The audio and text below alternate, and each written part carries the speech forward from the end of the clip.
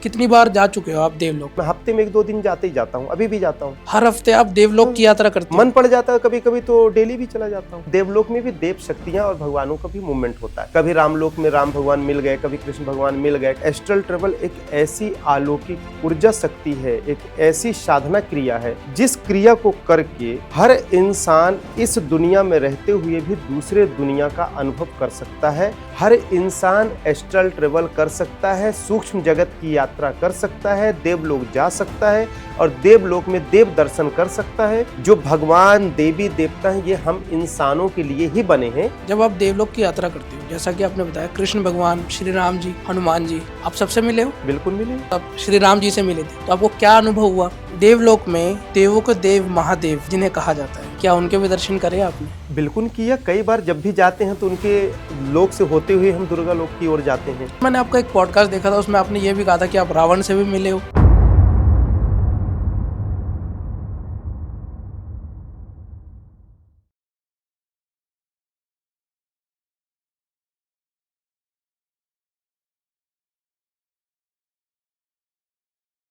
दोस्तों, स्वागत है आपका आज के नए पॉडकास्ट में। आज का पॉडकास्ट बहुत ही ज़्यादा स्पेशल होने वाला है, क्योंकि आज हम अपने एस्ट्रोलॉजी से थोड़ा अलग टॉपिक करने वाले हैं। देवलोक यात्रा। जी हाँ, जो देवलोक यात्राएं होती है, पाताल लोक यात्राएं होती है, आज हम उस पे बात करने वाले हैं। तो आज है हमारे साथ योगी हरिओम दास जी महाराज। तो मिलते हैं महाराज जी से। Thank you so much for coming sir. सबसे पहले तो जय श्री राम, कैसे हैं आप? जय श्री राम, जय गुरुदेव। बहुत आनंद मंगल सबसे पहले सर बहुत बहुत धन्यवाद अपना कीमती समय देने के लिए, जी। क्योंकि सर एक योगी के लिए समय की बहुत कीमत होती है। जो आपने हमारे लिए समय निकाला उसके लिए बहुत बहुत धन्यवाद। सर सबसे पहले जो ऑडियंस आपको हमारे चैनल पे पहली बार देख रही है, एक छोटा सा जेनरिक इंट्रोडक्शन अपनी तरफ से दे दीजिए। देखिए, सबसे पहले तो मैं आपको एवं आपके सभी दर्शकों को धन्यवाद देना चाहूँगा जो मेरे इस विचार और मेरे जीवन की जो ये अलौकिक यात्रा है, इसे सुनकर वो आश्चर्य मानेगी, परंतु ये हर इंसान कर सकता है। ये आश्चर्य न समझें कि सिर्फ मैं ही एक ऐसा इंसान हूँ इकलौता जो एस्ट्रल ट्रेवल या शरीर से सोल निकाल के मैं देवलोक की यात्रा कर सकता हूँ। पूर्व में भी और भी प्लेटफॉर्म्स पे ये चीज़ें हैं, पर ये गॉड गिफ्टेड क्रिया है, गॉड गिफ्टेड साधना है जो मुझे प्राप्त हुई।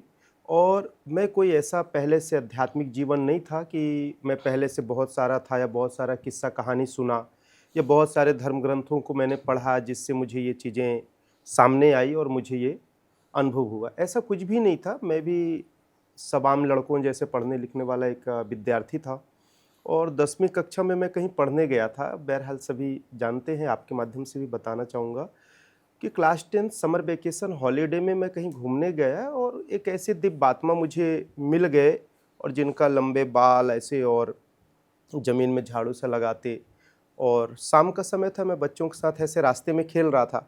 खेलते हुए देखा तो वो लंबे से बोले, मैं आऊँ तेरे पास, मैं आऊँ आऊँ। तो मुझे डर सा थोड़ा सा लगा और मैं जिस रिलेटिव के घर पे जहाँ रुका था उनके घर पे मैं चला गया।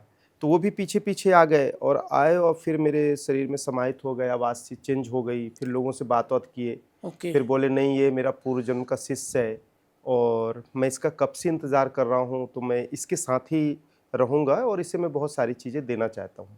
तो वो एक सोल थी? एक सोल थी, ट्रांसपेरेंट सोल थी, पर मुझे तो खुली दृष्टि में दिख रहा था। ना कोई सपना, ना कोई कहानी, ना कोई किस्सा। और दिन की बात है, मतलब सूर्य अस्त के समय की बात है, 25 मई की बात है। तो अब 25 मई को जब ये चीज़ें हुआ तो गर्मी तो बहुत होती है, 6:30-7 बजे तो सूरज ढलता है। जी जी। तो दिन का समय था जी। तो सर जब जो 25 मई बता रहे हो आप, कौन से साल की बात है ये सर? ये सन 2000 की बात है। सन 2000, 25 मई सन 2000 की बात जी। है। तो आपको ऐसा लग रहा था कि साक्षात कोई इंसान आपके आगे खड़ा है? हाँ, जैसे आप और हम वन टू वन टॉक कर रहे हैं अभी ना, इसी तरह से मुझे फील हो। मुझे ये नहीं मालूम था कि ये कोई सोल एनर्जी है, ट्रांसपेरेंट बॉडी है, ऐसा नहीं था। ना इस चीज़ का मुझे कभी नॉलेज था, ना मैं इस फील्ड में ज़्यादा ऐसा कुछ भी था। तो मैंने तो उस चीज़ को स्पष्ट, मतलब खुली आंखों से ही देखा और खुली आंखों से ये सारी चीज़ें हुई। मतलब खुली आंखों से सपना भी कह सकते हैं सर? नहीं, सपना क्यों कहेंगे आप? सपना तो खुली आंखों का सपना ये होता है कि आप बैठे-बैठे सेक चिल्ली की तरह सोचें, विचार करें और कर्म न करें, उसे सेक चिल्ली का सपना कहेंगे। जी जी। अब आप मेरे सामने बैठे हैं, ब्लैक कोट पहन के बैठे हैं, तो मैं इसको ब्लू तो नहीं कह सकता। नहीं, बिल्कुल यदि नहीं। मैं इसको कहूँ कि काश ये ब्लैक कोट मैं भी पहन लूँ, तो इसे आप ड्रीम कह सकते हैं। काश मेरे पास भी ऐसा कोट होता। आंख से देख रहा हूँ और मन में कल्पना कर रहा हूँ और इस कोट या आपकी इस चीज को पाने के कर्म में नहीं जा रहा हूँ, इसे कहेंगे जीता जागता सपना। तो सपना कब बनता है? जब हम किसी चीज को देखते हैं, तृष्णा होती है, चाह होती है, पाने की ललक होती है, तो हमारे अंदर जब तृष्णा जागती है तो उसे सपना में परिवर्तित करता हमारा चेतन अवचेतन मन। बट ऐसा नहीं है। ये जो है खुली आंखों से दृष्टि से देखा हुआ वो सोल एनर्जी है, वो दिव्य आत्मा है, वो दिव्य शक्ति है जो मुझे खुले आंखों से दर्शन दिए और मेरे पूर्व जन्म के गुरु थे, जिनको हम वर्तमान में दादा गुरु ब्रह्मर्षि अंबाला ऋषि कहते हैं। उन्हीं का तपोभूमि है जहाँ पे हमने अभी आश्रम का निर्माण किया और छोटा सा आश्रम है, ट्राइबल रिमोट एरिया में है। ये ग्राम लखाखेरा पड़ता है कटनी जिला में, मध्य प्रदेश के। वहाँ पे है और ये हजारों वर्ष पुरानी ऋषि मुनियों की तपोभूमि है। स्वप्न अलग चीज है और प्रत्यक्ष अलग है। ये प्रत्यक्षम किम प्रमाणम की स्थिति वाली चीजें हैं। मेरी उम्र भी 16 साल, क्लास 10th के समर वेकेशन में क्या उम्र रहेगी? सपने देखने का विषय कहाँ, वो तो खेलने कूदने का उम्र है। बिल्कुल सर। कौन सी लाइबिलिटी हो कि मैं सपने देखूं कि ये मिले वो मिले, है ना? तो लॉजिक बात है, ऐसा कुछ भी नहीं था जी। सर एस्ट्रल ट्रैवल क्या होता है ये सब? देखो, एस्ट्रल ट्रैवल के विषय में लोगों ने अपनी अपनी धारणाएं बहुत सारे तरीके से लोगों ने बता रखा है, परंतु मेरे अकॉर्डिंग यदि बात करें, जो मेरे जीवन में घटित घटना हुई और जो मैंने लाइफ में देखा, तो रियल में एस्ट्रल ट्रैवल एक ऐसी अलौकिक ऊर्जा शक्ति है, एक ऐसी साधना क्रिया है जिस क्रिया को करके हर इंसान इस दुनिया में रहते हुए भी दूसरे दुनिया का अनुभव कर सकता है। और ये गुण, ये विद्या, ये कला और ये शक्ति, ऊर्जा, जो भी कहें, साइंस के अकॉर्डिंग एनर्जी, सेल्स एनर्जी कह लें, तो ये हर इंसान के अंदर समाहित है। हम क्या करते हैं? इंसान की दूसरे की विद्या, दूसरे की क्रिया या दूसरे की सफलता को देखते हैं और उसका कॉपी पेस्ट करके हम आगे बढ़ने की कोशिश करते हैं। जबकि यदि कोई इंसान सफलता की ऊंचाइयों को प्राप्त किया, चाहे वो स्पिरिचुअल लाइफ का हो, चाहे सामाजिक हो, चाहे व्यापारिक हो, चाहे नौकरी पेशा हो या स्वस्थ जीवन हो, 4-5 आयाम होते हैं लाइफ में, तो हम लोग क्या करते हैं? दूसरे के जीवन में अपनी तुलना करते हैं, फिर उससे कॉपी पेस्ट करते हैं। तो दुनिया में याद रखो, कभी कोई किसी का हूबहू नहीं हो सकता, उसके जैसा हो सकता है, वो नहीं हो सकता। बिल्कुल, है ना? तो हम क्या करते हैं कि एस्ट्रल ट्रैवल, अरे वो कर लेते हैं तो मैं भी करूंगा। जबकि मेरा मानना है कि जब मैंने कोई सिद्धि, कोई साधना, कोई क्रियाएं संसारिक गुरुओं से मैंने नहीं सीखा और संसारिक गुरुओं का सौभाग्य प्राप्त नहीं हुआ, ऐसा भी कह सकते हैं, परंतु मुझे जो प्राप्त हुआ, जो मिला, ये सब दैविक शक्तियां, पूर्व जन्म की साधना, पूर्व जन्म की तपस्या, पूर्व जन्म के गॉड गिफ्टेड क्रियाओं से ये प्राप्त हुआ। इसी के साथ एस्ट्रल ट्रैवल की भी शरीर के अंदर ऐसी कुछ सेल्स एनर्जी है, सोल एनर्जी है। आत्मा तो आप जान रहे हैं, कहाँ है आत्मा बताएं? सर हमारे अंदर है। अंदर किस जगह पे है? कि सर पूरा शरीर ही है। हाँ, बट पूरे शरीर में नहीं होता। यही कहना चाह रहे हैं हम कि करोड़ों पब्लिक से पूछोगे आप, हमारे सभी भाइयों से, माताएं बहनों से, किसी से भी, तो आत्मा का सही स्थान नहीं बता सकते। तो जब हम शरीर नहीं, हम आत्मा हैं, हमने इस शरीर को धारण किया। जब हम अपने वास्तविक स्वरूप को नहीं जानते कि मैं आत्मा हूं, और यदि जानता हूं आत्मा को, तो जैसे आपने भी कहा कि वो तो पूरे शरीर में आत्मा है, बट पूरे शरीर में आत्मा नहीं है। आत्मा का कोई एक पॉइंट है, एक स्थान है जहां पे, जिसको साइंस भी प्रॉपर नहीं बताई अभी तक, डॉक्टर्स भी अभी प्रॉपर नहीं बताए, जिसको आस क्रिया योग, ऑल टाइम मेडिटेशन यानी योग का एटीएम है आस क्रिया योग। आस क्रिया योग के माध्यम से जिसे हम प्रॉपर रिसर्च किए, शोध किए, 25 वर्ष लगा, जो आत्मा का सोल एनर्जी का जो पॉइंट है, वो हम बताते हैं कि इस जगह पे होती है। और उसको प्रॉपर मेडिटेशन में वहाँ पे हम लोगों को फील भी कराते हैं, रियलाइज कराने की भी कोशिश करते हैं। तो मेडिटेशन करके हर इंसान अपनी सोल एनर्जी को जान लेगा। जब अपने आप को जानोगे तब तो दूसरे को जानोगे ना। आप अपने घर को जब जान लेते हो कि ये मेरा घर है, तभी 2 बजे रात दरवाजा नॉक करके अंदर आते हो, तभी अपने फ्रेंड या गेस्ट को राइट्स के साथ ला सकते हो, मेरा घर है। वैसे ये शरीर हमारा एक घर की तरह है, ये शरीर हमारा है, हम शरीर नहीं है। हमारे जीवन का सबसे बड़ा भ्रम यहाँ है जब हम अपने शरीर को, इस शरीर को ही अपना देह को समझ लेते हैं। ये बात पता है कि 70 साल 80 साल में एक दिन हमारा शरीर छूटेगा जी। चाहे हम कितना भी कमा लें, कितना भी व्यापार कर लें, कितना भी शान शोहरत कमा लें, सब कुछ कर लें, परंतु ये शरीर पूर्ण नहीं है। शरीर एक सहायक है, मेरा भी शरीर सहायक है, रिस्पेक्टेड है। बॉडी का रिस्पेक्ट करो, शरीर का रिस्पेक्ट करो, परंतु इसको पूर्ण मत समझो। अक्सर हम लोग कई लोगों के अंत्येष्टि में जाते हैं, कोई किसी की मृत्यु हो जाती है तो मृत्यु में जाते हैं तो क्या कहते हैं वहाँ पे सबको आत्मबोध का ज्ञान होता है। क्या होता है कि अरे ये तो 5 तत्वों की काया था, छोड़ गया, वो तो आत्मा था, चेतना था, वो तो निकल गया। आजकल मॉडर्न साइंस में यदि कहो तो कहेंगे एनर्जी बॉडी थी, वो एनर्जी बॉडी निकल गई और चले गए, सेंस लेस हो गई, नो मोर, और इसके अलावा क्या है। पर ये बोध नहीं होता कि एक दिन हमारा भी वही स्थिति होगा, और हम यदि हमारा स्थिति होगा तो मरने के बाद भी हम जब उसमें ये देख रहे हैं उस डेड बॉडी में कि ये शरीर उसका नष्ट हुआ, शरीर छोड़ के वो चला गया, अपने लोक चला गया, अपने धाम चला गया, गौलोक चला गया, साकेत धाम चला गया, प्रेत योनि में अकाल मृत्यु के कारण यह भटक रहा जी। बट इस बात का सबको वहां बोध होता है कि शरीर नहीं, आत्मा नहीं मरती, ये शरीर छूटा है उसका, जिसका हम संस्कार करते हैं, समाधि, अग्नि, जो भी है। पर ये चीज अपने पे वो लोग क्यों लागू नहीं करते कि एक दिन हम लोगों का भी ये स्थिति होगी। एक दिन अपने पे लोग महसूस क्यों नहीं करते कि हम लोगों के साथ भी यही होने वाला है। तो जब हमारे साथ भी वही होने वाला है तो क्यों ना हम जीते जागते इस सामाजिक संसारिक जीवन में अपना यूथ है जो काम कर रहे हैं, चल रहे हैं, घूम रहे हैं, गलत सही राह जो भी उनका लाइफ का रूटीन है उसमें चल रहे हैं। पर इन सारे लाइफ रूटीन के साथ एक बार ये भी तो सोचो कि जो ये शरीर चल रहा है तो कौन सी एनर्जी इस शरीर को चला रही है। जी बिल्कुल। यदि हम अपने एनर्जी बॉडी को नहीं समझ पाए तो दुनिया को क्या समझेंगे।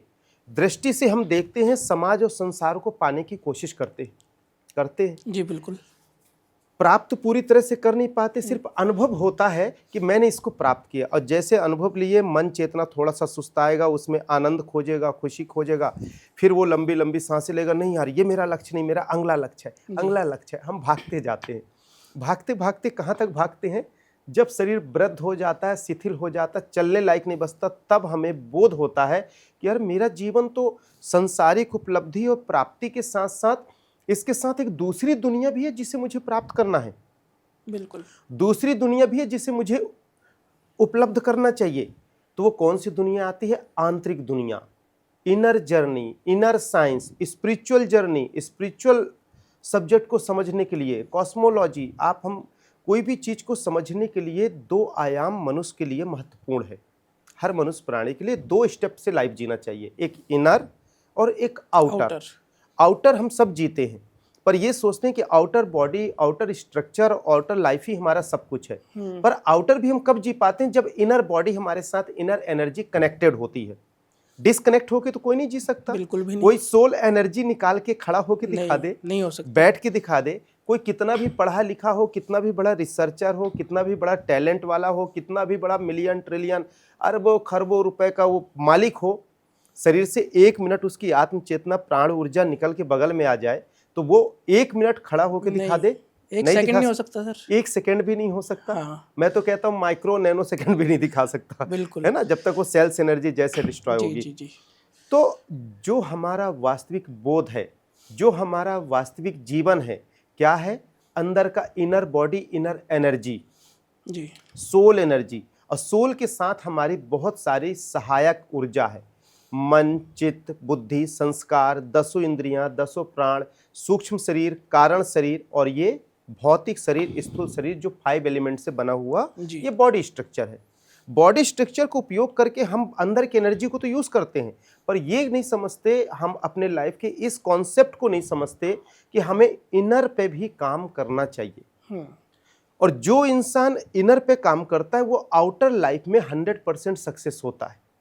हाँ, ये बात तो है सर। मानते ना? अंतर देखो, कोई भी इंसान हो, चाहे वो भक्ति वाला हो, चाहे आध्यात्मिक वाला हो, चाहे रूढ़िवादिता हो, चाहे मॉडर्न साइंस वाला हो, चाहे यूथ हो, चाहे वो पीता खाता हो, चाहे जो भी कर्म करता हो, करता तो शरीर में है। और शरीर में कब कर पाता है?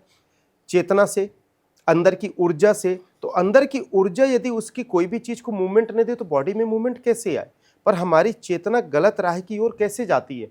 क्योंकि हम कंसंट्रेशन ऑफ माइंड, मन, चित्त, बुद्धि, संस्कार की एकाग्रता नहीं रखते और हम अपने जड़ चेतन पे काम नहीं करते।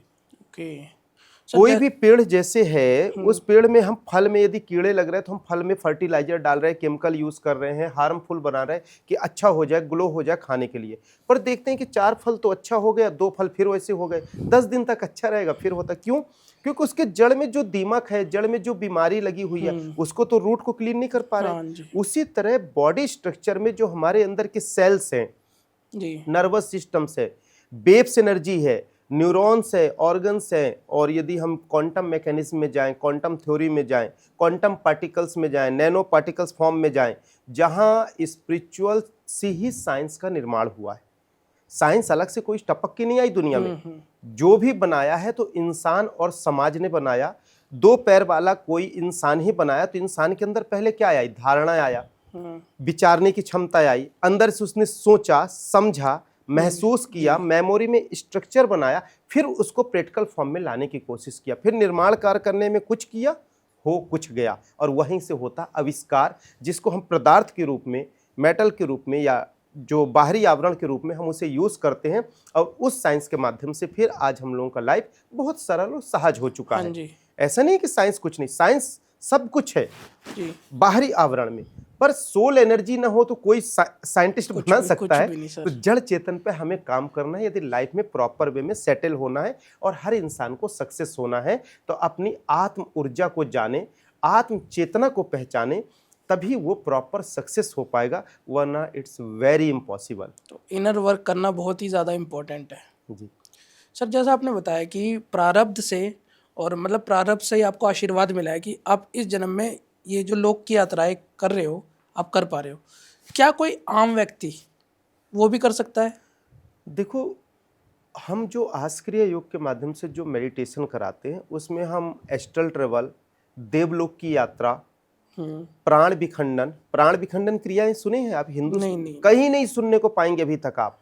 और मैंने जहाँ तक पढ़ा और लोगों के जो एक्सपीरियंस मैंने सुना, जो बड़े बड़े साधक हैं, 40-40, 50-50 साल से साधना कर इंडिया, आउट ऑफ कंट्री से, लगभग कई कंट्री से लोग जुड़े हुए हैं मेडिटेशन में मेरे साथ, तो किसी को पता नहीं प्राण विखंडन होता क्या है, प्राण ऊर्जा जागृत क्रिया क्या होता है, पता नहीं है।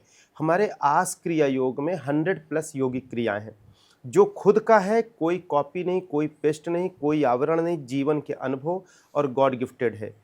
तो पर काया प्रवेश, प्राण विखंडन, ब्रह्मांड की सैर, देवलोक का दर्शन, अंतर यात्रा, सूक्ष्म जगत का दर्शन, आत्म साक्षात्कार, मनचित बुद्धि संस्कार को कैसे एक्टिव करें, कॉन्शियस एंड सब कॉन्शियसनेस माइंड को कैसे जाने, माइंड के सेल्स कहाँ हैं, सब कॉन्शियसनेस माइंड का सेल्स कहाँ है। हमारी ये इंगला पिंगला सुषुम्ना नाड़ी को सबने सुना है, पर सुषुम्ना के अंदर भी 3 मुख्य ऊर्जा की नाड़ी होती है, शायद रेयर किसी ने सुना हो, जिसको कहते हैं वज्रा, चित्रणी और ब्रह्मनाड़ी। फिर उसके अंदर भी जाएंगे तो बाल से भी पतले पतले वेव्स मिलेंगे, नैनो पार्टिकल्स फॉर्म में वेव्स मिलेंगे स्पाइन के अंदर, जिसे आप माइक्रोस्कोप और कोई भी साइंस के भी डिवाइसेस नहीं बने जिससे देख सको। इतनी बारीकी एनर्जी हमारे अंदर है। एक एक एनर्जी जागृत हो जाए तो लाइफ कहाँ से कहाँ पहुँच सकती है। और जिन लोगों ने रिसर्च किया उनके अंदर भी यही हुआ। मेरा कहना है कि एस्ट्रल ट्रेवल ये हर इंसान की स्वयं की क्रिया है, स्वयं की साधना है। तो आम व्यक्ति कर सकता है, बिल्कुल कर सकता है। बिल्कुल 99.9% साधना के माध्यम से एस्ट्रल ट्रेवल कर सकता है, और बिल्कुल करना चाहिए। सपनों में तो एस्ट्रल ट्रेवल करते हैं, एक महल सपनों को तो सजाते ही हैं। हाँ जी। यदि जीते जागते हम शरीर से निकल के साधना को कर लें और सोल एनर्जी से निकल के ट्रांसपेरेंट बॉडी से चले जाएं तो प्राप्त कर सकते हैं। देखो, परमात्मा, जो परमात्मा शब्द से संबोधित होने वाली जो एनर्जी है, जो सोल एनर्जी है, सुप्रीम सोल जिसे कहते हैं। कई बार मेरे डॉक्टर, साइंटिस्ट और योगी जनों के बीच में मैं स्पार्क विंग्स में गया, तो एक बार ऐसे साइंटिस्टों से बात हो रही थी, आउट ऑफ कंट्री के थे, कई कंट्री के थे। मैं कहा, आप लोग तो स्पिरिचुअल को मानते नहीं, तो फिर आप ये स्पिरिचुअल को बातें कैसे कर रहे हैं, हाउ इज़ पॉसिबल? तो बोले, योगी जी देखो, इसमें ऐसा है कि आप लोग जिसे भगवान कहते हैं, ब्रह्म प्रकाश कहते हैं, देवता कहते हैं, ईश्वर कहते हैं, हम उसे एनर्जी के रूप में देखते हैं। तो जो बॉडी के अंदर पॉजिटिव सेल्स और एनर्जी है, ये 6 पॉइंट सेल्स एनर्जी है। 6 पॉइंट मतलब 6%, 6 मेमोरी का जो 6 पॉइंट एनर्जी वो अलग है। 6% एनर्जी होल बॉडी में है, और आज तक कोई भी इस बॉडी की वह 6% की एनर्जी को पूरा यूज नहीं कर पाया, और इतना बड़ा समाज, संसार, साइंस, दुनिया का निर्माण हो गया। तो जब इतना सारा चीज यहाँ पे हो गया, तो 96% energy layer of the sky, आसमान के ऊपर है, तो जब शरीर से ये बॉडी से वो एनर्जी निकलती है 6%, तो वह जो ऊपर 96% एनर्जी है उसमें यह एनर्जी जाकर मैग्नेटिक सिस्टम से समाहित हो जाती है। जैसे कि दो मैग्नेट रखो तो अट्रैक्शन एंड रिपल्सन की जी जी जी। अपन फिजिक्स को सभी जानते हैं, है ना। तो अट्रैक्शन और रिपल्सन के अकॉर्डिंग वो जमा हो जाती है। तो हम फील करते हैं साइंस के अकॉर्डिंग कि जब 6% सेल्स को कोई यूज नहीं कर पाया उसकी एनर्जी, और 6% एनर्जी पूरे समाज का इतना विकास, इतना विस्तार, विज्ञान, मॉडर्न साइंस समाज का क्या नहीं कर दिया मनुष्य प्राणी ने। तो जब इतना सब कुछ हो सकता है तो वो 96% क्या होगा। तो उनकी ये बात मेरे को समझ में आई। ये बात हो गई 2010 या 11 की बात है, मतलब आज से 15-16 साल पहले की बात है। बिल्कुल सर।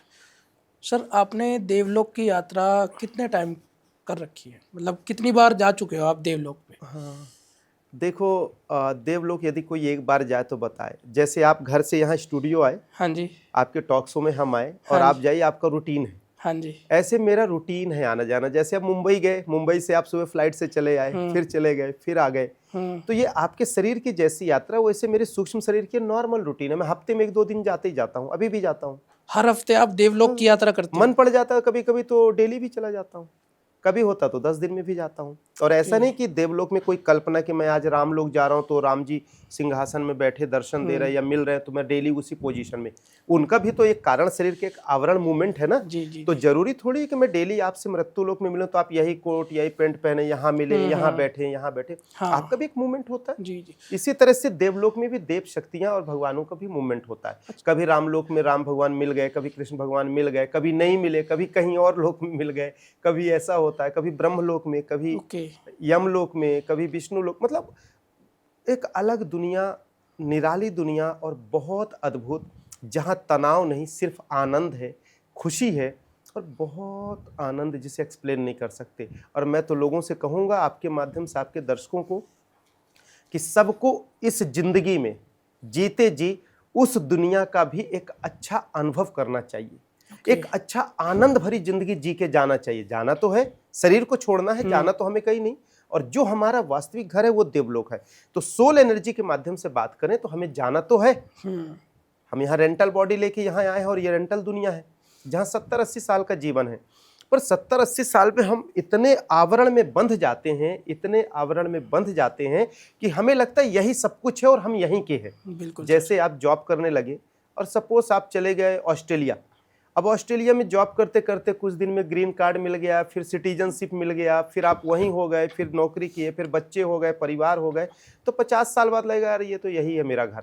फिर हाँ कोई भारत भूमि है जहाँ से मैं आया हूँ। तो वैसे एक बार कोई जाएगा तो लगेगा कि हाँ भारत भूमि है, देवलोक है जहाँ से मैं आया हूँ, ठीक है। पर जो कभी नहीं गया तो उसको किस्सा कहानी, जैसे कोई ऑस्ट्रेलिया कभी नहीं गया तो उसको लगेगा यार ऑस्ट्रेलिया भी कोई होता है, कैसा होता है, आप कैसे गए, जहाज भी कुछ होता है। आज से 500 साल या 5000 साल पहले बात करो, जब जहाज नहीं थी, देश का निर्माण नहीं हुआ था या देश की खोज नहीं हुई थी कि समुंदर के उस तरफ भी कोई देश है या पृथ्वी में जगह खाली है जहां बसे हैं लोग, तो आश्चर्य लगेगा। उसी तरह आज के इंसान को मेरी ये बातें आश्चर्य लग रही है जी। समझ रहे हैं। परंतु हर इंसान इस जीवन में, वर्तमान के लाइफ में, चाहे वो यूथ हो चाहे जिस लाइफ में भी हो, वह इंसान देवलोक जा सकता है बिना उसकी मृत्यु हुई। अरे जीते जागते की बात कर रहा हूँ, जैसे मैं जीते जागते बैठा हूँ अभी इन दिस टाइम की बात कर रहा हूँ जी। मृत्यु के पहले अभी वर्तमान में सजीव जीवन में हमने पहले कहा है आपसे कि हर इंसान की 2 जीवन है, इनर और एक आउटर। जब आउटर जीवन में हम स्थूल में चलते हैं तो शरीर से चलते हैं, फिर इसके बाद भी परमात्मा ने हमको 3 और विशेष ऊर्जा शक्ति दे रखी है। वह 3 ऊर्जा शक्ति का क्या नाम है? हम सब इंसान के 3 रूप होते हैं। आपको पता 3 रूप है हम लोग के? नहीं ना। यदि किसी से बताएं तो कोई कहेगा जादू की बात कर रहे हैं, ये बात कर रहे हैं। नथिंग, ऐसा नहीं। हर इंसान के 3 रूप होते हैं। देखो हमने इस बॉडी को धारण किया, ये हमारा क्या है? स्थूल शरीर है ना? बिल्कुल। स्थूल शरीर एक हमारा बाहरी आवरण है जो एक दिन नष्ट होगा। इसके बाद हमारे बॉडी से एक ऊर्जा रूपी शरीर निकलता है जिसको हम कजल बॉडी कहते हैं। कजल बॉडी कहते हैं या एस्ट्रल बॉडी कहते हैं या ट्रांसपेरेंट बॉडी कह लें या लाइट बॉडी कह लें, पारदर्शिता शरीर कह लें, प्रकाश रूपी शरीर कह लें, वो भी हमारा है। और जब वही ऊर्जा सिमट कर एक पॉइंट में होती है और एक ज्योति प्रकाश में बनती है तो उसे कहते हैं हम सूक्ष्म शरीर। अच्छा, क्या कहते हैं? सूक्ष्म शरीर। तो ये किसकी है? आपका सूक्ष्म शरीर। फिर वो ऊर्जा पूरे बॉडी के मूवमेंट में आया, नर्वस और सेल सिस्टम के साथ आया, जो इलेक्ट्रोमैग्नेटिक एनर्जी, हाँ विद्युत जी। तरंग को हमारे अंदर पैदा करता है, वो हो गया कारण शरीर। और जब वो पूरे बॉडी के मूवमेंट में आता है तो हाथ पैर चलता है, पूरा वो मूवमेंट चलाता है, जी जो ये बाहरी आवरण हो गया स्थूल शरीर। जी। जैसे एग्जाम्पल लो, आपके पास ये बल्ब जल रहे हैं, ये सामने बल्ब जल रहा है, बल्ब का बाहरी आवरण ले लो, क्या? भौतिक शरीर, स्थूल शरीर, हाँ जी। जो एक दिन नष्ट होगा। नष्ट होने के बाद उसका अस्तित्व समाप्त हो जाएगा, पर वो ट्रांसपेरेंट जो प्रकाश रूपी शरीर है, यदि उसका बल्ब अंदर का सूक्ष्म जागृत है तो वो कारण प्रकाश जलता रहेगा। जलता रहेगा। वो हो गया ट्रांसपेरेंट बॉडी, जिसको पकड़ नहीं सकते पर देख सकते, महसूस कर सकते। वो प्रकाश का आवरण ऐसे करके, जैसे हम बल्ब को बंद करते हैं, तो जब बल्ब को हम बंद करते हैं तो जो वहां से रोशनी आती है तो रोशनी वहां से डिस्कनेक्ट होकर बाहर विलीन होती है, ये वापस रिटर्न होकर उसमें विलीन होती है। फिजिक्स को समझो, आप इस स्पिरिचुअल साइंस को समझो, वो वापस आके उस बल्ब में समाहित होती है और बंद हो जाता है। वो सूक्ष्म शरीर, वो सूक्ष्म शरीर है। तो हमारा ट्रांसपेरेंट बॉडी जब पूरी लाइट ऐसे समाहित हुआ और एक पॉइंट में आया, वो हो गया सूक्ष्म शरीर जी। सूक्ष्म शरीर के बाद यदि वो बल्ब के पीछे जाओगे तो क्या है? ऊर्जा, करंट है ना, वायर को छू के देखो, करंट है ना, है ना। बिल्कुल। तो ऊर्जा शरीर, ऊर्जा में जब हम जाएंगे तो उसके लेयर बाय लेयर बहुत सारे सेल्स, और सेल्स के अंदर आप फिर फोटोन में जाओगे, माइक्रोकॉन्डियम में जाओगे, बहुत सारी चीजों में जाएंगे, तो फिर आप इनफिनाइट जर्नी कर सकते हैं। ओके। आप अपने शरीर के विज्ञान को समझो, आप अपनी इस बॉडी ह्यूमन स्ट्रक्चर के साइंस को जिस दिन समझ लिए तो दुनिया का साइंस आपके सामने बच्चा होगा, छोटा सा, 10 टू मतलब 2% 4% लगेगा आपके ह्यूमन स्ट्रक्चर के सामने। ओके। इतना साइंस, इतना स्पिरिचुअल पावर हर इंसान के अंदर समाहित है जी। मेरा ये कहीं भी कहने का मतलब नहीं है कि मेरे पास ये चीजें, मैं ये दावा करता हूं कि हर इंसान के पास ये चीजें समाहित है। वो दूसरे में नहीं, अपने में खोजे। मेरे में न देखे कि मैं देवलोक जाता हूं, देवलोक खाना खाता हूं, ये हो गया है, वो हो गया है। जिनकी मानसिक विकृति हो चुकी है, मानसिक स्थिति खराब हो चुकी है, बाहरी आवरण में फंसे, उनके अंदर बाहरी विचार आएगा। जी। आप अपने शरीर के अंदर डूबो, अपने अंदर इसका खोज करो। हर इंसान एस्ट्रल ट्रेवल कर सकता है, सूक्ष्म जगत की यात्रा कर सकता है, देवलोक जा सकता है और देवलोक में देव दर्शन कर सकता है। जो भगवान, देवी, देवता हैं, ये हम इंसानों के लिए ही बने हैं, किसी भूत, पिशाच और जानवर, जीव जंतु के लिए नहीं बने हैं। तो हम सब मनुष्य के ऊपर की जो अवस्था है वो देवत्व की अवस्था है। ओके। मेरा ऐसा मानना है, और वेद शास्त्र में भी इसका उल्लेख है कि शास्त्र सम्मत बात भी है कि मानव एक भटकता हुआ भगवान के तुल्य है, मानव एक भटकता हुआ भगवान है, मानव एक भटकता हुआ देवत्व है। अपने अंदर देवत्व जगाओ, देवता की भांति बनो, सात्विक विचारधारा लाओ, तो आप भगवान की श्रेणी तक खुद भी जा सकते हैं। ओके। और ट्रांसपेरेंट बॉडी आपके अंदर है और समस्त ब्रह्मांड की ऊर्जा शक्ति भी शरीर के अंदर समाहित है। तो देवी देवता भी ऑब्वियसली हमारे शरीर के अंदर है जी। जब हम ध्यान की गहराई में जाएंगे, डीप मेडिटेशन करेंगे, तो आपको राम, कृष्ण, ब्रह्मा, विष्णु, महेश, ब्रह्म प्रकाश, ऊर्जा शक्ति, सारा चीज का दर्शन शरीर के अंदर होगा। कौशल्या माता को भगवान ने स्पष्ट दिखाए, यशोदा माता को कृष्ण भगवान ने स्पष्ट दिखाए, दर्शन कराए। तो इसलिए नहीं कराए कि मैं भगवान हूं, आप लोग दर्शन करो। उन्होंने ये दिखाया कि मैं मानव जगत में जब आके और उस भगवान का दर्शन और ब्रह्मांड का दर्शन मुख के अंदर करा सकता हूं, तो हे मानव प्राणी, आप लोग भी इसको जानो, अपने को पहचानो, मेरे को जानो, मेरे अर्थात मैं, अपने आप को जानो। मैं कब आता है? जब एक ब्रह्म द्वुतोनास्ति का क्रम रहता है, जब सारे लेस समाप्त हो जाते हैं, सारा डिस्टेंस समाप्त हो जाता, तो एक ब्रह्म द्वुतोनास्ति, मैं तुझ में, तू मुझ में, तो कहाँ की दुनिया, कहाँ का संसार। ओके। ऐसा है। अभी हम क्या डिपेंडेंट दुनिया में चल रहे हैं, आश्रित है। मैं इनसे आश्रित हूं, मैं इनसे आश्रित नहीं, अपने आप से आश्रित हो। आश्रित भी कब होते हो? जब आप शरीर से निकल के वहां तक जाते हो, शरीर से जब वहां तक जाते हो, फिर अपने आप कहते हो, असहाय महसूस करते हो कि मैं आश्रित हूं, मेरे को कृपा करो, शक्ति करो। अरे जब परमात्मा ने सब शक्तियां आपके अंदर दी है तो ध्यान करो, डीप मेडिटेशन में जाओ, शरीर के अंदर की ऊर्जा को जागृत करो और खुद एक मानव से महामानव की यात्रा करो ना। ओके। सर थोड़ा देवलोक को समझते हैं। जब आप देवलोक की यात्रा करते हो, जैसा कि आपने बताया कृष्ण भगवान, राम, श्री राम जी, हनुमान जी, आप सबसे मिले हो? बिल्कुल मिले। कोई सर ऐसा एक्सपीरियंस आप शेयर करना चाहोगे? जैसे सपोज आप श्री राम जी से मिले थे, हाँ, तो आपको क्या अनुभव हुआ? क्या उन्होंने आपसे बात करी? पहली बार तो मिला था तो बड़ा आश्चर्य लगा कि सौभाग्य हो रहा है, जो मुझे दर्शन हो रहे हैं प्रणाम करके, बहुत अद्भुत लगे कि इससे बड़ी दुनिया कोई है ही नहीं है। उनका स्वरूप क्या है? बता रहा हूँ, तो लगे कि उससे बड़ी कोई दुनिया नहीं, इतना आनंद और खुशी की जिसका कोई वो नहीं। अब वो तो नॉर्मल रूटीन हो गया, तो ऐसा भाव ही नहीं रह जाते हैं। डेली श्री राम जी से मिलते हो? यदि आप खुली दृष्टि में इस क्रिया में हो तो खुली दृष्टि में वो देवलोक वगैरह दिखते रहते हैं। जैसे अभी बात कर रहा हूँ ना, तो दृष्टि से वो सब दिखता रहता है। अच्छा। वो देवलोक कैसा है वो दिखता रहता है। जैसे आप यहाँ आए हो तो आपकी चाबी कहाँ रखी है, घर में टीवी कहाँ रखी है, अलमारी, अरे यहाँ हाँ। पास वो रखा, दिखता रहता है ना जी रूटीन में। जी। वैसे अब इतना आना जाना होता है ना कि मुझे लगता है कि यहाँ से ज्यादा वहाँ रिलेशन है। तो अभी आप क्या देख पा रहे हो सर देवलोक? देखो, ये तो अनुभूतियों का विषय होता है, और ये इतना स्पष्ट दृष्टि भाव, अंतर्दृष्टि कैसा भाव हो जाता है जो पूरा दिखता है। राम भगवान को जो मैंने पहली बार जब दर्शन किया, बहुत ही नीले आकृति में, ट्रांसपेरेंट बॉडी, अच्छा। इतना अद्भुत, जैसे 12, 15, 18 फीट का एक अच्छा सिंहासन, उसके बीच में राम भगवान बैठे। आदिशक्ति माँ सीता माँ भी विराजमान कई बार वहाँ ओके। मिली, दर्शन दी, और कई बार नहीं भी मिले, राम भगवान अकेले वहाँ मिले। जैसे देवलोक में जाओ, ऐसे विशाल गेट है उसके अंदर, उसके पीछे फिर ऐसे नीले लाल पीले सतरंगी दीवार हैं, ट्रांसपेरेंट पारदर्शिता रूपी। उसके अंदर जाओ तो जो उनके राम भगवान के साथ जो बानरी सेना मृत्यु लोग आए थे, ये सब योग लीला करने आए थे, सब आत्माएं साथ में आई, सब यहाँ योग लीला करके मानव जगत को प्रेरणा शिक्षा दी, और सब साथ में वही लोग चले गए। तो वहाँ काफ़ी जटायु, काफ़ी बानरी सेना की जो आत्माएं वो भी मिलती हैं। कई बार यहाँ के कई इतिहास भी बताते हैं, उनसे भी मिला, बहुत सारी हिस्ट्री मिलते हैं। हनुमान जी तो वहाँ नहीं मिलते। अच्छा। हनुमान जी का स्वरूप मृत्यु लोक में ही है उनका, कभी 1-2 बार मिले हैं, रेयर। हाँ, वो तो कहा जाता है कि मृत्यु लोक में ही है हनुमान तो जी। वहाँ मिले, और सीता माँ मिलती हैं। वहीं के बगल से रास्ता गया है कृष्ण लोक में। कृष्ण लोक जाओ, कृष्ण लोक में एक अच्छा स्वर्ग लोक है। अच्छा। कृष्ण लोक में मतलब ऐसा नहीं कि कृष्ण लोक है तो कृष्ण जी के एक ही जगह है तो बैठे रहते हैं, ऐसा नहीं। बहुत अद्भुत लाल नीले प्रकाश की आकृति स्पष्ट। पर वहाँ जब जब कोई यात्रा में जाता है ना, जो भी इंसान, यदि रियल में वो आत्मा से जाएगा, आत्म ऊर्जा को निकाल के बॉडी को सेंसलेस करके यदि एस्ट्रल ट्रेवल करेगा, ये एक्चुअल यात्रा है।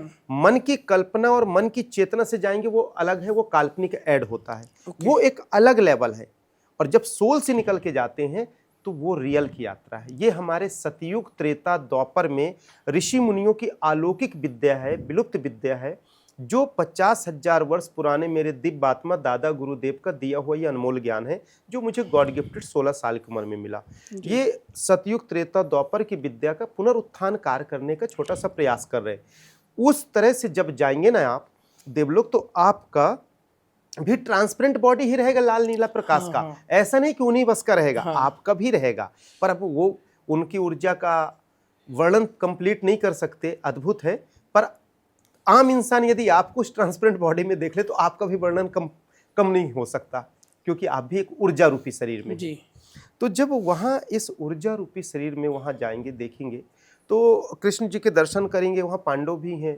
अच्छा। हाँ, और भी देव शक्तियाँ भी हैं, और कई दैविक रूप में भी हैं, दैविक शक्तियाँ भी हैं, ट्रांसपेरेंट में है।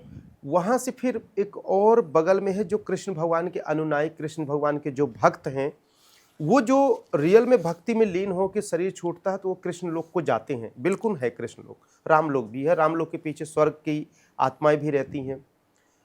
कृष्ण लोक में कृष्ण के पीछे स्वर्ग की आत्माएं हैं। तो वहाँ सबसे सुंदर मेरे को, लगभग मैं ऐसे हजारों लोकों में गया, हजारों लोकों में, समझ रहे हैं, 1-2 लोक नहीं, हजारों लोक।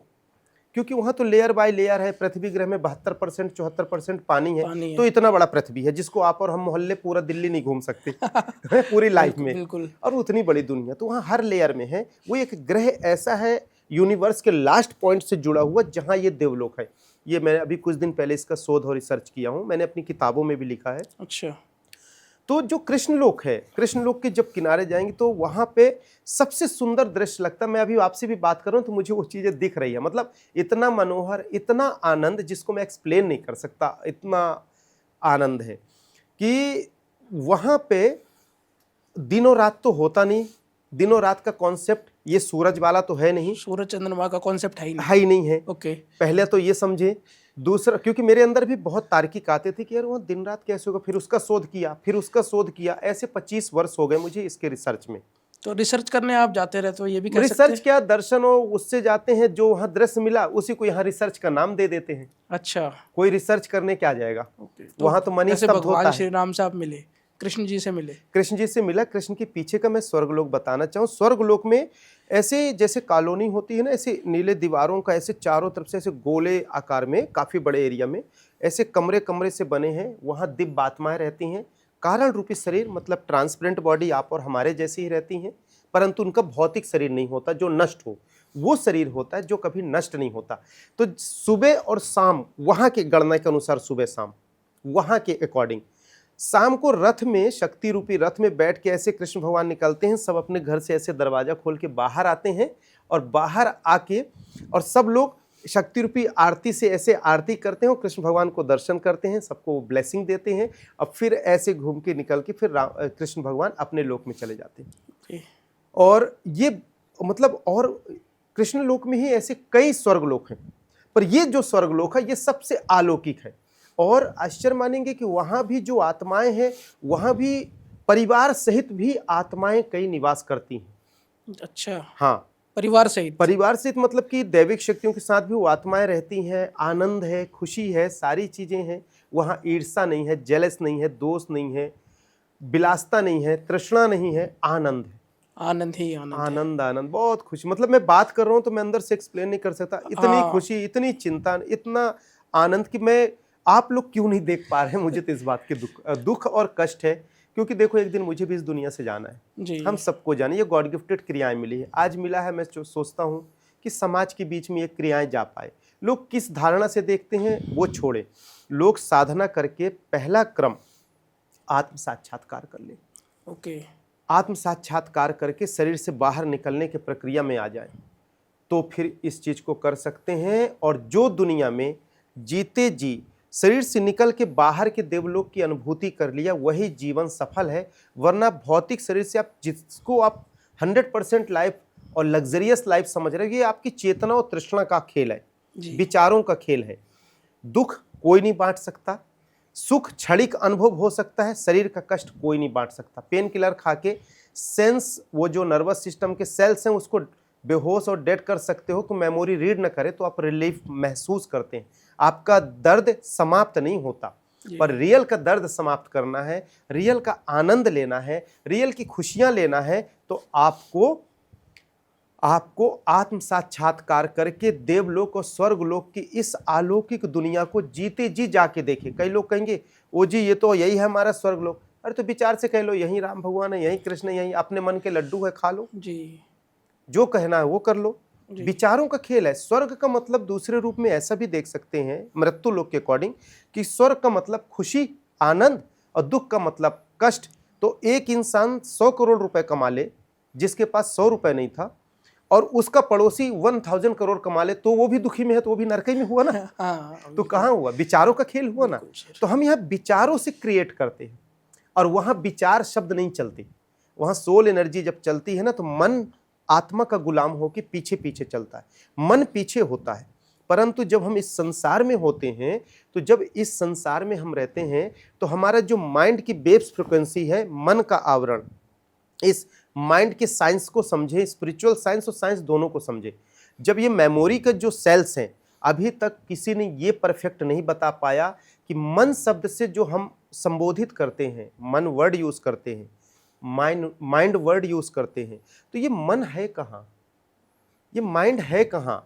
इसका सेल्स जो हमने आस्क्रिया योग में रिसर्च किया, तो दाएं कान से ऊपर यहाँ पे गिनती के 4-5 सेल्स होते हैं जो हमारे सोचने और विचारने में सबसे ज़्यादा हेल्पफुल हैं, और वही एक्टिव सेल्स हैं जो हमारे स्काल्प, फोरहेड के सामने करोड़ों तरंग वेव्स एक साथ हमारे बाहर निकलते हैं। और जब ये बाहर निकलते हैं तरंग, तो इसी में से एक तरंग विचार को वो पकड़ता है, और जो स्पष्ट होता है उसको लेता है और तुरंत ब्लड सर्कुलेशन में देगा, और ब्लड सर्कुलेशन में देके बॉडी को मूवमेंट में लाता है, और उस पे हम काम करना चालू कर देते हैं। फिर इसी के साथ थोड़ा मैं इसको बता लूं। बिल्कुल। फिर इसके साथ जैसे आप बैठे हैं, अभी आप मेरी बात सुन रहे हैं, आपका दिमाग कहीं और भी चल रहा, विचार कहीं और चल रहा, इनमें से कोई एक विचार सूक्ष्म तरंग को मेमोरी पकड़ लेगा, जिस पे आपको यहाँ से उठने के बाद शरीर 80 किलो शरीर को घसीट कर चलाकर वहाँ लेके जाएगा कि यार वो काम बचा है, मेरे को करना है। जबकि यहाँ प्रेजेंट में आपको यहाँ का देखना चाहिए, पर आप दूसरी चीज को देख रहे हैं। कौन? वैसे तो सर मैं प्रेजेंट का ही सोच रहा हूँ। हाँ, हाँ, पर चेतना विचार, एग्जाम्पल दे रहे हैं हम कि चेतना और विचार जो बिखरा हुआ रहता है, उनमें से जो एक विचार पकड़ता है उसी पे माइंड काम करता है, और फिर उसको यदि वो काम करके बॉडी को दिया और उससे कुछ एनर्जी मिली तो वो सबकॉन्शियसनेस माइंड को पीछे दे देता है, अब चेतन मन को। अब चेतन मन का पीछे स्थान है जी, जो उसमें भी 5-7 सेल्स एक्टिव सेल्स हैं, और अब चेतन मन के एक सेल्स के अंदर घुसोगे तो आप अपने पूर्व जन्म को देख सकते हैं। ओके, पास्ट लाइफ को। पास्ट लाइफ को देख सकते हैं, आकाशिक रिकॉर्ड और पता नहीं क्या क्या नाम है, मैं नहीं जानता। हाँ जी, पर लोग बाग जो दिखाते हैं आकाशिक रिकॉर्ड, ये आपके बाहरी आवरण का, अब जो ये मैं बता रहा हूं तो बहुत सारे लोगों ने इन चीजों को कॉपी पेस्ट भी किया है कि कहाँ क्या होता है क्या होता है।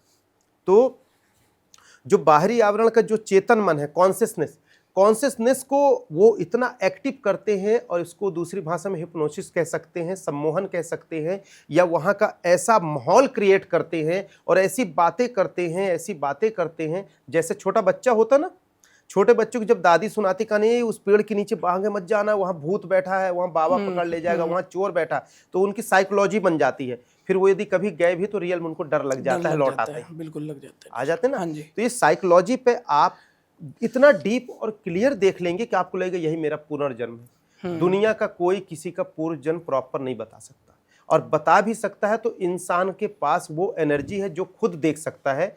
मेरा कहना है कि हर इंसान ध्यान करे, डीप मेडिटेशन में जाए, अपने अंदर के सेल्स एनर्जी को एक्टिव करे, ऊर्जा शक्ति को जागृत करे, मन चित बुद्धि संस्कार को जागृत करे, शरीर के अंदर के विद्युत तरंग और नर्वस सिस्टम को अनुभव करे, वो तरंग को देखे, चेतना में जाए, अब चेतन में जाए, और अब चेतन के अंदर जैसे सेल्स के अंदर डीप मेडिटेशन में जाना चालू करेगा, इतनी गहराई तक जाएगा कि उसका पूर्व जन्म कहाँ हुआ था, क्या कर्म किया। जैसे एक मदरबोर्ड होता है ना, या हार्ड डिस्क मेमोरी होती है, जैसे डेटा सेव होता है, हम कहीं भी लेके जाएं और कहीं भी उसको देख सकते हैं। पूरी एक एक मिनट की पिक्चर, एक एक सेकेंड का कहाँ कर्म हमारा गलत है, कहाँ हमने गलत कर्म किया, कैसे हमारी मृत्यु हुई, पूर्व जन्म की हमारी पॉजिटिव साधना एनर्जी क्या है, निगेटिव क्या है, किस निगेटिव को डिस्ट्रॉय करें, किस पॉजिटिव एनर्जी को इस जन्म में ऐड करें। ये पूरे जन्म एक नहीं 1000 जन्म देख सकता है। वो वहां तक जा सकता है जहां से वो आत्म ज्योति प्रकाश ऊर्जा की उसकी उत्पत्ति हुई है। एक जन्म, जितना आप डीप जाते जाओगे उतना जा पाओगे। क्वांटम पार्टिकल्स का भी सबका अलग अलग लेवल है। क्वांटम पार्टिकल्स की जितनी क्षमता, निडल पॉइंट के पॉइंट बराबर, पॉइंट से भी पॉइंट, रेसू लाखों बार की पॉइंट अस्तित्व जहां समाप्त हो जाता है।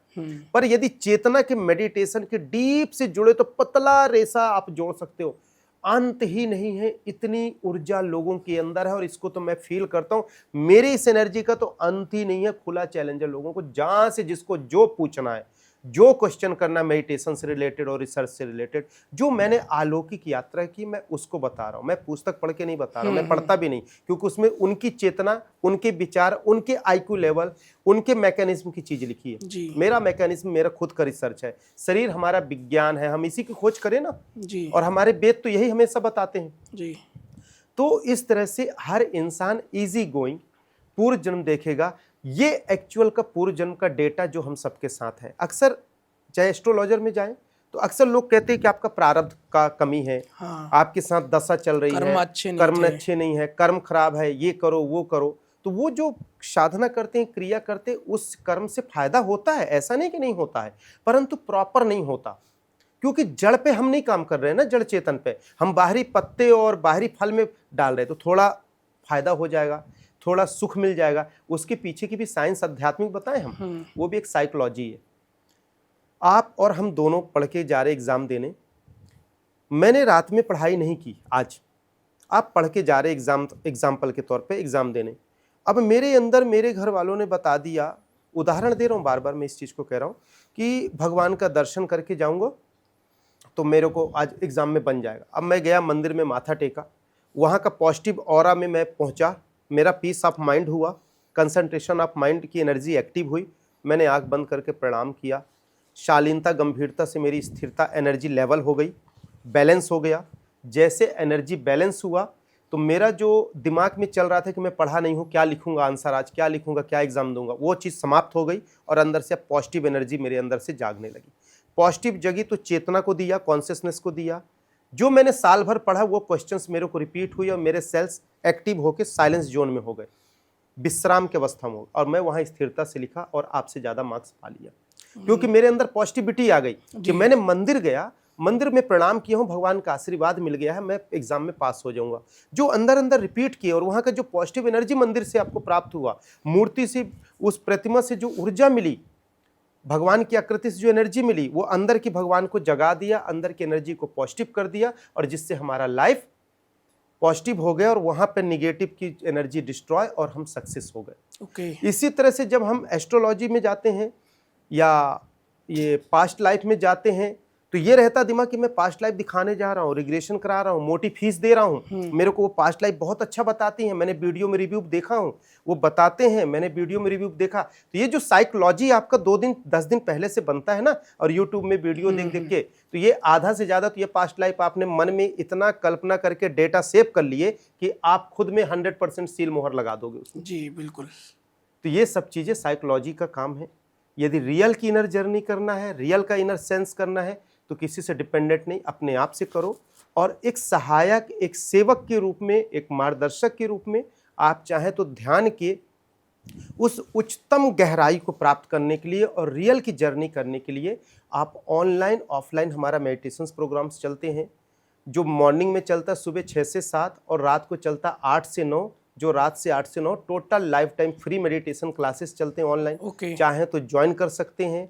ऑफलाइन मेडिटेशंस आश्रम में चलते हैं, 3 डेज 5 डेज का, आ सकते हैं, ज्वाइन कर सकते हैं। नहीं कर सकते तो घर पे कर सकते हैं, नहीं कर सकते हैं तो अपनी सेल्स एनर्जी को समझें और घर पे बैठ के करें। परंतु मेरा जो अनुभव है, जैसे दादा गुरुदेव मुझे मिले और उनकी कृपा जब हुई तब मैं इस लेवल को पाया और इस लेवल से प्राप्त किया और इस लेवल से मैं आपको बता पा रहा हूँ। जी बिल्कुल। उसी तरह से किसी गुरु या किसी मार्गदर्शक या किसी स्पिरिचुअल फ्रेंड का होना बहुत जरूरी है। गुरु का होना लाइफ में जरूरी है। हाँ, तभी आप पाएंगे। हाँ जी। गुरु गोविंद दो खड़े काके लागू पाओ, तो वही स्थिति है कि हमें जो मार्गदर्शन दे तभी हम परफेक्ट पाएंगे। रेगिस्तान में आप खड़े हो जाओ, जीवित हो, चल भी रहे हो, या गाड़ी में हो तो चला भी रहे हो, एनर्जी भी लॉस हो रही, चल भी रहे हो, चल भी रहा हो, पर यदि कोई प्रॉपर रूट नहीं बताएगा कि बेटे इस रूट में नहीं इस रूट में चलो, तो मंजिल कैसे मिलेगी? पॉसिबल नहीं है ना। तो इसलिए हमें मार्गदर्शन लेके चलना चाहिए सर। तो एक शब्द कहूंगा कि एस्ट्रल ट्रैवल का मुख्य निचोड़ ये कहना चाहता हूं, हर इंसान कर सकता है, पर मन की आकृति और विकृति से न करें, विचार के भाव से। उसके लिए आत्म साक्षात्कार करो, फिर एस्ट्रल ट्रैवल करो, तब देवलोक का एक्चुअल देव भगवानों का दर्शन एक्चुअल कर पाएंगे। जब उनके समकक्ष लेवल में आओगे तब उनके दर्शन कर पाओगे, और वो आत्म ऊर्जा से ही पॉसिबल है, नहीं तो पॉसिबल नहीं है। और मन के भाव से, जैसे पूर्व जन्म को देखते हो वैसे मन के भाव से घर ही में राम भगवान कृष्ण भगवान के दर्शन कर लो, भाव जगा लो, उससे भी इतनी ऊर्जा मिल जाएगी कि लाइफ आपका चेंज हो जाएगा। लाइफ चेंज हो जाएगा। उनके नाम में इतनी एनर्जी है, उनके नाम में इतनी शक्ति है, तो उनमें क्या नहीं होगा जी, है ना जी। सर, देवलोक में देवों को देव महादेव, हाँ, जिन्हें कहा जाता है जी, क्या उनके भी दर्शन करे आपने? बिल्कुल किया। कई बार जब भी जाते हैं तो उनके लोक से होते हुए हम दुर्गा लोक की ओर जाते हैं। दुर्गा लोक की ओर? हाँ, माँ दुर्गा लोक की ओर जाते हैं। ये दरअसल में शिव लोक पड़ता है अपना, जैसे यहाँ से हम लोग जाते तो हम लोग से ऐसे ऊपर से आसमान की लेयर से सुरंग सा पड़ता है, फिर 7 दरवाजे, तो विष्णु लोक इस तरफ पड़ेगा। विष्णु लोक से फिर ऐसे घूमते हैं तो इंद्रलोक के सामने से रास्ता गुजरता है, तो वहां से फिर जाते हैं। फिर थोड़ा सा कठिन है शिव लोक जाना। अच्छा, कठिन है? कठिन है, थोड़ा ज्यादा कठिन है, क्योंकि बीच में जो लेयर है आश्रम का लेयर है, जो ऊपर ये देवलोक का आसमान का, तो उस ग्रह के बीच में फिर रास्ता नहीं है। उसके बीच में आपको ना कैसे उल्ट टाइप से और जाते हैं, जो नीचे का सतह नहीं मिलता। अच्छा। फिर जब शिवलोक जाएंगे वहाँ ज़्यादातर देवलोक में कुछ जगह लाल नीले सतरंगी प्रकाश की दीवार, शिवलोक में गाढ़ा नीला बिल्कुल एक बहुत ही विशाल, ज़्यादातर समाधिस्थ अवस्था में ध्यान की मुद्रा में बैठे हुए शिव जी मिलेंगे। पार्वती माँ साथ में नहीं मिलेंगी। सिर्फ अच्छा। समाधि शिव जी अकेले मिलेंगे। वहां से फिर प्रकाश रूपी दीवार के साइड में है, वहां आदिशक्ति माँ पार्वती के दर्शन होंगे और गण और देवदूत मिलते हैं। जी। सारी चीज मैंने इसकी पुस्तक भी लिखी, एक ब्रह्मांड पुराण के नाम से मैंने लिखा है देवलोक की यात्रा, विथ डायग्राम बना के, और सारे देवलोकों का डायग्राम बना बना के लिखा है। कई बार गए, हजारों बार से ज्यादा होगा। तो महादेव ने आपको आशीर्वाद दिया था सर? बिल्कुल, क्यों नहीं। यदि स्वाभाविक है, देखो आप किसी राजा के पास जाओगे तो कोई खाली तो लौट आता नहीं। हाँ, भगवान तो फिर खाली वो तो शब्द ही नहीं है। तो बराबर आशीर्वाद, शक्तियाँ, देखिए उन्हीं की शक्तियाँ, आशीर्वाद जब प्राप्त हुआ तभी मेरा आना जाना चालू हुआ। पहली बार तो दादा गुरुदेव मेरे को लेके गए देवलोक। पहली बार देवलोक दादा गुरु लेके गए 25 मई सन 2000 में जी। तो वो लेके गए थे शिव जी के लोग और दुर्गा माँ के लोग। दुर्गा माँ का दर्शन कराए, शिव जी का दर्शन कराए, फिर वहां उन्होंने आशीर्वाद दिया कि बेटा जब चाहेगा तब तू आ सकता है। अच्छा। तब से मैं अब जाना, बॉडी को विस्फोट करना, बॉडी को सेल्स को अब डिस्ट्रॉय करना, एक सेल्स भी मिल जाए तो उससे बॉडी क्रिएट कैसे कर लेना, बना लेना, इतना रिसर्च कि मैं आपको जितना भी बताऊं तो 1% भी मेरा कंप्लीट नहीं होने वाला, 90% तो बहुत दूर है। बिल्कुल सर। ऐसा है सर, मैंने आपका एक पॉडकास्ट देखा था, उसमें आपने ये भी कहा था कि आप रावण से भी मिले हो। देखो उन्होंने रावण, आप पूरे पॉडकास्ट को सुनना, मैंने रावण की बात ये नहीं कही थी कि रावण से मिला हूं। मैंने ये कहा कि रावण भी देवलोक से जब ऊपर से जब मृत्यु लोक आए तो रावण भी उन्हीं के साथ उसी क्रिएटर का एक क्रम थे, जो एक मंच का एक नाटक करने आप और हम सब फ्रेंडली हैं जी। और वहां जब जाते हैं तो पता चला आप राम का निभा रहे हैं, वो रावण का निभा रहे हैं, वो सुग्रीव का निभा रहे हैं, तो सब इस मृत्यु लोक में रोल निभाने आए हैं। निगेटिव एनर्जी और पॉजिटिव एनर्जी, और मुख्य निचोड़ उसका ये है कि बेटा आने वाले कल में समाज में कैसा व्यभिचार होगा, कैसा दुराचार होगा, तो उस समय समाज में कैसे परिवेश रहेगा, हमें कैसे रहना चाहिए, कैसे रहना चाहिए, ये रामायण काल की ये ज्ञान ये दर्शाता है। आज देखो प्रत्यक्ष पाएंगे आप। तो ये चीजें हैं। रावण भी एक अच्छे तपस्वी हैं, उस ऐसा नहीं कि उनको भोलेनाथ का सबसे बड़ा भक्त भी बताया जाता है। उनको सोल एनर्जी को उनको बुरा नहीं कह सकते। देखो सच है जो सच है, हम बाहरी आवरण से देखते हैं रावण गलत है। रावण की भी कई जगह साउथ तरफ पूजा होती है। राम जी भी, राम और रावण दोनों का एक क्रम था मृत्यु लोक का आना। आप जब सोल एनर्जी की दृष्टि से देखोगे, बाहरी स्थूल शरीर की दृष्टि से देखोगे तो आप इस दृष्टि के कर्म के अनुसार चलोगे मृत्यु लोक के। पर मैं जो बता रहा हूं वो देवलोक की ऊर्जा के अकॉर्डिंग बता रहा हूं। रावण का लोक है ऊपर, रावण का एक अच्छा अवस्था है, रावण एक अच्छा साधक है, रावण की एक अच्छी प्रवृत्ति है। ऐसा थोड़ी है कि प्रवृत्ति ऐसी है कि यहाँ ऐसा किए तो वो किए। आपको देखो, जब आप रामायण लीला भी देखे होंगे या रामचरितमानस को पढ़े होंगे या रामायण, ज्यादातर लोगों ने कोरोना काल में सभी ने रामायण सीरियल कंप्लीट बिल्कुल बिल्कुल सर, हमने भी देखा, हमने भी पूरे कंप्लीट सीरियल देखे। लास्ट में आपने देखे जब सब कुछ खत्म हुआ तो जब नदी में गए सरयू में, तो सब वहां से शरीर से निकल के देवलोक गए। लक्ष्मण पाताल लोक की ओर गए और रावण भी उसके पहले पता था कि ये ब्रह्म है तो इनसे पहले मैं चला जाऊं तो अच्छा रहेगा, तो उनके हाथ से गए। ये सब एक नाटक था सामाजिक समरसता को व्यवस्थित करने के लिए जी। उसमें विरोधाभास देखने की जरूरत नहीं है। ज्ञान कोश से देखोगे तो ज्ञान मिलेगा, बाहरी आवरण से देखोगे तो बाहरी आवरण मिलेगा। और हनुमान जी को बोल दिया था कि आप मृत्यु लोक में ही रहोगे कलयुग के अंत तक। अभी है सर, कहा जा रहा है कि कलयुग का अंत जो है वो मतलब आने वाला है जी, कि जो कल की अवतार है वो भी ले चुके हैं, तो उस विषय में क्या कहना चाहोगे आप? देखिए मेरे अनुसार, और मैंने जो अपना ध्यान समाधि साधना और देवलोक की यात्रा में जो मैंने देखा, तो मेरे अनुसार कलयुग का अंत ऐसा कुछ नहीं होने वाला। बिल्कुल स्पष्ट ये बात कह दें, कोई मनगढ़ंत कहानी नहीं, साइकोलॉजी और इसके साथ में बात करूंगा कि इस अंत में कलयुग में कि प्रलय होगा, मानव जीवन समाप्त हो जाएगा, जैसा डायनासोर का 7 करोड़ साल पहले पूरा जनजीवन अस्त व्यस्त, ऐसा कुछ नहीं होना।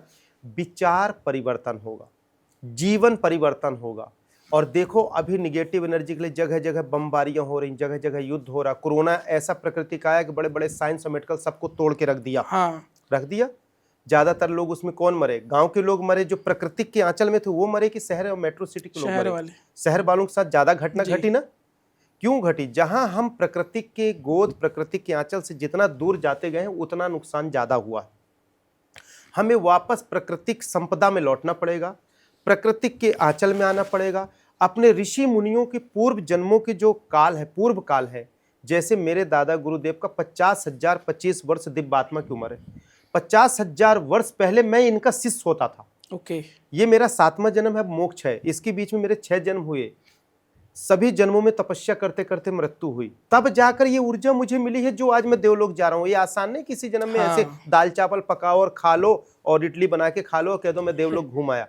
ऐसा नहीं है। आप मुझे इस आवरण में देख रहे हैं, मैं साधारण प्राणी हूँ, मैं कोई बड़ा नहीं हूँ, पर मेरी सोल जर्नी जो है, आत्मा की जो ऊर्जा की यात्रा है, वो मेरे 50,000 साल की ऊर्जा मेरे साथ ऐसे जुड़ी हुई है, जो मेरे दादा गुरुदेव ब्रह्मर्षि अंबाला ऋषि ने जोड़ी, जहां आश्रम है जिन्होंने बनाया, उसी तरह 6 जन्मों की ऊर्जा को जोड़े, तब कहीं ये सौभाग्य प्राप्त हुआ, तब कहीं ये सब चीजें हो पा रही है। जी तो बिल्कुल। हम सब कर्म करेंगे तो कुछ तो अभी मिल जाएगा, क्योंकि मुझे भी इसी जन्म मिला, तो मेरा भी उद्देश्य है कि सबको इसी जन्म में मिल जाए। ओके जब ही सर। जागे तभी सवेरा। बिल्कुल सर, ये दूसरा, बात है। तो कलयुग के विचार परिवर्तन होगा, सतयुग में परिवर्तन होगा। निगेटिव सोल्स जा रही हैं, हाँ। लोग मर रहे हैं, बमबारियां हो रही हैं, युद्ध हो रहा है, विश्व युद्ध जैसी स्थितियां बन हाँ, रही है। बन रही है सर। मानव स्थिति, मानव विकृति के मनोदशा धीरे धीरे इतना बिखर रहा है कि लोग मानव जीवन वास्तविक मूलों को छोड़ के संसारिक मूल को पकड़ रहे हैं, संसारिक पदार्थ को पकड़ रहे हैं, इतना पकड़ रहे हैं कि एक दूसरे का,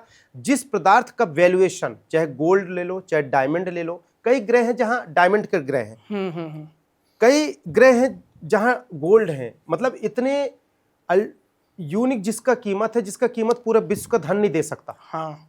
ऐसी ऐसी यूनिक चीजें हैं, पर उन सबको वैल्यू कौन कर रहा? इंसान ही कर रहा है आप और हम कर रहे हैं। और आप और हम इंसान भाईचारा को छोड़ के एक दूसरे की शारीरिक क्षति पहुंचा रहे, लड़ रहे हैं, किसके लिए? पदार्थ के लिए, भौतिक बात के लिए। हम भी मर जाएंगे 60-70 साल 80 साल में, वो भी मर जाएंगे, जो लड़ रहे हैं वो भी मर जाएंगे, जो उस डिसीजन में बैठे हैं वो भी एक दिन शरीर छोड़ देंगे। जी। तो हम ये लड़ क्यों रहे हैं? कुछ ऐसा भी तो समाधान है जिसको बैठ के सुलझाया जा सकता है, कुछ ऐसा भी तो समाधान है जिससे मानसिक विकृति शांत हो। और मानसिक विकृति पूरी तरह से समाज और पूरे पृथ्वी ग्रह के मानव प्राणियों का, चाहे कोई भी जाति धर्म या व्यक्ति विशेष हो, स्पिरिचुअल में हो नहीं हो, कुछ भी हो, पर यदि वो जिंदा है, उसके अंदर एनर्जी है जिससे उसका शरीर चल रहा है, तो ध्यान करेगा तो मानसिक स्थिति ठीक रहेगी। और मानसिक स्थिति ठीक रहेगी तो ये कलयुग से सतयुग आने में देरी नहीं लगेगी, परिवर्तन होगा, भाव परिवर्तन होगा। कहावत है, एक ही घाट में बकरी और शेर पानी पिए। एक ही घाट में हम एक ही जगह पार्लियामेंट में बैठ के समभाव रखें, समदृष्टि रखें, सम विचार रखें, तो देश का विकास, समाज का विकास तो सिंपल होगा ना। होगा सर। और ये सब किससे हो रहा? बिखरा हुआ विचार, बिखरा हुआ चेतना के कारण ये सब युद्ध हो रहे हैं। वो ऐसा तो मैं क्यों नहीं, मैं ऐसा तो क्यों नहीं है, ईगो हर्ट कर रहा, हमारा देह का, हमारी बाहरी आवरण के ताकत का, हमारे बाहरी जो न्यूक्लियर्स है, जो बाहरी विस्फोटक चीजें हैं, ये सारी चीजों का ये ताकत ना दिखा के ये सोचो कि मैं शरीर नहीं, मैं आत्मा हूं, इसको मैंने निर्माण किया है, तो इसको बाद में बना लूंगा। किसके मानने के लिए निर्माण किया? अपने आप को सर। भाई हम सब शरीर है, हम सब आत्मा भाई भाई है, हम सब आत्मा एक ही वंशज है, तो एक दूसरे को तो मार रहे हैं ना। जी बिल्कुल। चाहे भाई अपने भाई की रक्षा करके दूसरे को भाई को मार रहे, पर सोल एनर्जी लो तो सब हम सोल, उस ब्रह्मांड, उस soul energy, big bang theory के ऊपर जो ब्रह्मा विष्णु महेश 3 ज्योति का उत्पत्ति हुई, वहां से जो रोशनी प्रकाश की उत्पत्ति हुई, वहां से जो ऊर्जा आई, तो हम सब आत्मा तो समांतर भाव से आए थे ना। जी बिल्कुल। देह अलग अलग, जेनेटिक सेल्स, डीएनए पैटर्न सब अलग अलग होता गया और एक दूसरे पर द्वंद्व करने लगे। तो आप एक बार अंदर झांको सब कोई, और सोल पे देखो, शांति और आनंद आ जाएगा, अमन आ जाएगा, चैन आ जाएगा, सुकून आ जाएगा। और हमारे सनातन ऋषि मुनि यही वेदों में भी लिखे हैं, यही बता रहे हैं, और ये अनादि अंत का सनातन ये ज्ञान हमेशा देते आया है और सबको देते आए हैं। ये सबका क्रम है, सबको समझना चाहिए, सबके लिए बना है ध्यान। और दूसरी बात, दुनिया का कोई ऐसा इंसान नहीं जो ध्यान न करता हो। हाँ, ध्यान सबको ही करता है। ध्यान से खाना खाते नहीं जीभ कट जाएगी, ध्यान से नहीं चलेंगे तो गिर जाओगे, ध्यान से गाड़ी नहीं चलाओगे तो मर जाओगे, हॉस्पिटल पहुंच जाओगे, पढ़ाई नहीं करोगे तो पेन उल्टा नहीं, सीधा की जगह उल्टा पकड़ लो। यदि आप पेन की पॉइंट तरफ पढ़ के लिख भी रहे हो तो ये ध्यान ही तो है, तभी तो आपको स्मृति है ना। यदि कोई कहता है मैं पागल हूं, तो पागल कभी हो ही नहीं सकता, क्योंकि उसको स्मृति है कि मैं पागल हूं, तो कोई सेल्स है ना जो तुमको फील करा रहा है, तो you are not a mad. बिल्कुल सर, है ना। तो चेतना में हमें काम करना है, अपने ऊपर काम करना है, लाइफ बदल जाएगी। ठीक है सर। सर वैसे आपके पास मतलब इतना ज्ञान है सर कि हमारा टाइम कम पड़ जाएगा इतना सर। तो आगे के लिए भी हम कुछ रखते हैं ऑडियंस के लिए कि वो वेट करे आपके पॉडकास्ट का नेक्स्ट का। तो आपसे बात करके बहुत बहुत अच्छा लगा। Thank you so much sir. जी जी और अगर आपको भी मतलब सर की लाइव क्लासेस लेनी है तो यूट्यूब पे सर हम हाँ। डिस्क्रिप्शन में लगा देंगे आपका लिंक, जी जी तो जहाँ से ऑडियंस हमारा फ़ायदा उठा सकती है। जी तो जी। और भी अगर आप लास्ट में कुछ हमारी ऑडियंस को कुछ कहना चाहोगे तो कह सकते मैं आपको एवं आपके चैनल से एवं आपके सभी ऑडियंस और जो भी दर्शक देख रहे हैं और देखेंगे भविष्य में, सभी से मेरा हाथ जोड़ के प्रणाम है, नमन है। मैं यही कहना चाहता हूँ कि आप सब लोग अपनी आत्म ऊर्जा को जानें, अपनी एनर्जी को जानें, साक्षात्कार करें और जीवन की जितनी समस्या है आप लोग स्वयं समाधान कर सकते हैं मेडिटेशन के माध्यम से। और कॉस्मिक एनर्जी से हर इंसान जुड़ सकता है। और यदि आपके जीवन में लगता है कि हमें जीते जी एस्ट्रल ट्रैवल करना है, सूक्ष्म जगत की यात्रा करना है, तो आप हमारी क्लास को ज्वाइन करके भी इसका प्रैक्टिस कर सकते हैं। इसका प्रॉपर क्रम से करेंगे तभी पॉसिबल है। और साथ में घर पे मेडिटेशन करें ताकि घर में पॉजिटिव माहौल रहे, घर में निगेटिव वाइब्रेशन प्रवेश न करे, कोई स्पिरिट सोल प्रवेश न करे और आपका लाइफ हैप्पीनेस रहे। और मैं परमात्मा से विनती करता हूँ कि खुश रहें, आनंद रहें, मस्त रहें। जय गुरुदेव। ओम शिव शक्ति नमः। जय श्री राम कमेंट में ज़रूर लिखें, चैनल को सब्सक्राइब करें, वीडियो को लाइक करें एंड शेयर जरूर कर दीजिए। Thank you so much. Thank you so much sir. जी जी थैंक्स।